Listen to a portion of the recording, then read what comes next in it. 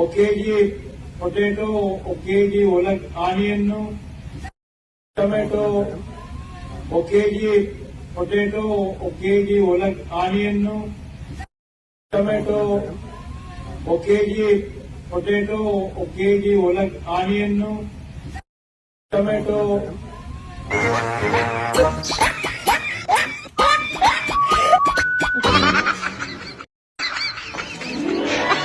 గోదావరి నది 2400 మీటర్ల విస్తీర్ణం ఉన్న గోదావరి నది కేవలం ఈ చిన్న చిన్న గ్యాపుల నుంచి నీళ్లు ప్రవహించాల్సి వచ్చింది.